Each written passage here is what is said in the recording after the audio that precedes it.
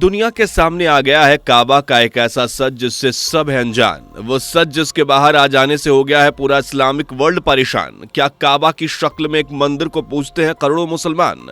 आखिर कैसे हुआ था अरब में तख्ता पलट और कैसे बसाया गया था इस्लाम? अरब की सरजमी पर कभी सैकड़ों मंदिरों और देवी देवताओं की मूर्तियां हुआ करती थी दोस्तों, मगर धीरे धीरे वहां मूर्तियों को तोड़कर इस्लाम को बसाने की तैयारियां की गई और एक साथ 360 मूर्तियों को तोड़ा भी गया।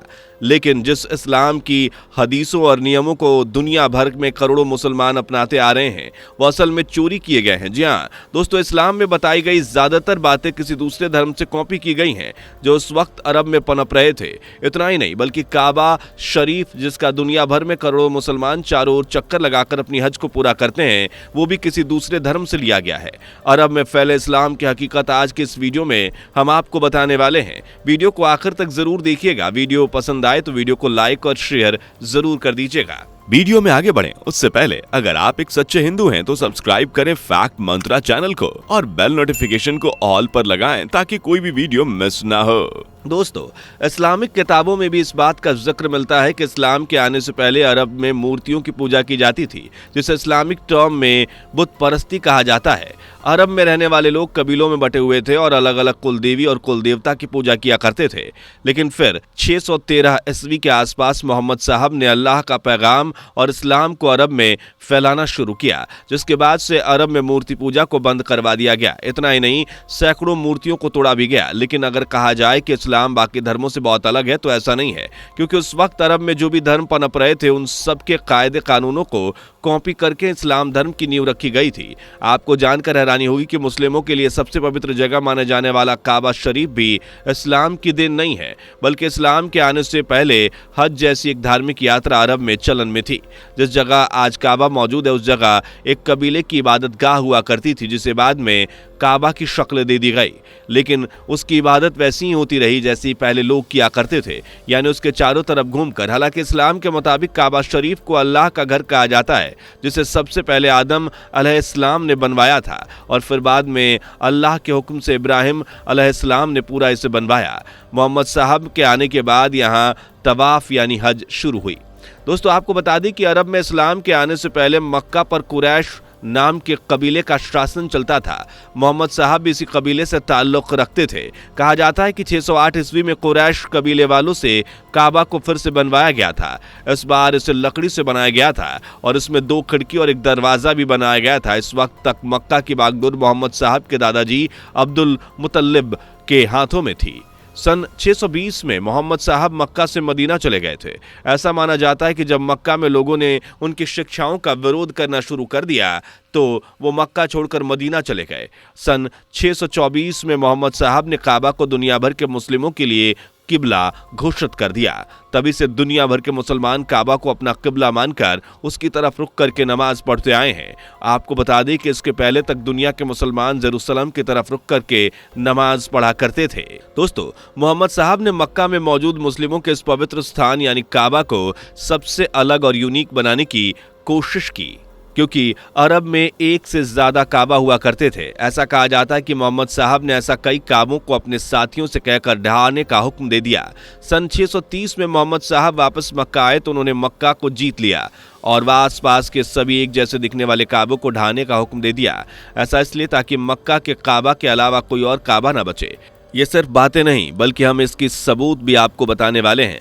जी हाँ, आपको बता दें कि सहीह अल बुखारी 4355 में जरीर ने लिखा कि मोहम्मद साहब ने मुझसे कहा कि मुझे दूहू आ खालसा से छुटकारा क्यों नहीं दिलाते हो, जिसके बाद मैं यमन के उस काबा को ढहाने घोड़े पर सवार होकर चला गया। दोस्तों, धू आ खालसा यमन में बना एक काबा था जिसकी वहां के लोग इबादत किया करते थे। लेकिन मोहम्मद साहब ने मक्का के काबा को दुनिया में सबसे अलग दिखाने के लिए ऐसा ही काबा बर्बाद कर दिए। इतना ही नहीं दोस्तों, आपको बता दें कि मक्का में मौजूद काबा को जब मोहम्मद साहब इस्लामिक काबा में बदल रहे थे तो उस वक्त भी वहां कई मूर्तियां थी जिन्हें भी मोहम्मद साहब ने ढहा दिया था और इसका भी जिक्र हदीद में मिलता है। सलीह अल बुखारी 2478 में इस बात का जिक्र करते हैं जिसमें लिखा गया है कि जब मोहम्मद साहब मक्का में दोबारा वापस आए तो उन्होंने देखा काबा के आसपास कई मूर्तियां थी और मोहम्मद साहब के हाथ में एक छड़ थी, जिसके बाद मोहम्मद साहब ने उसी छड़ से उन मूर्तियों को मारना शुरू कर दिया। अब बात करें किबले में तब्दीली की, तो जैसा कि हमने आपको बताया, पहले मुसलमानों का किबला बैतुल मुक़द्दस था जो जेरूसलम में मौजूद था, जो आज इजराइल में मौजूद है। इस्लाम के जाने के बाद जेरूसलम की जगह काबा शरीफ को मुस्लिम का नया किबला बना दिया गया। दोस्तों, इस्लाम के मुताबिक मोहम्मद साहब ने जब फिलिस्तीन की यात्रा की तो जेरूसलम की मस्जिद अल अक्सा से ही होते हुए जन्नत में पहुंच गए थे। फिर अल्लाह का पैगाम पहुंचाया था कि काबा को मुस्लिम का नया किबला बनाया जाए। लेकिन अगर इसके पीछे की सच्चाई के बारे में बात करें तो ऐसा माना जाता है कि जेरूसलम में जिस किबले मानकर लोग इबादत करते थे, असल में वो जगह यहूदियों की थी। आज भी यहूदी जेरूसलम को अपनाते हैं और यहूदियों से अलग दिखने के लिए मोहम्मद साहब ने मक्का को मुस्लिमों का नया किबला बनाया था।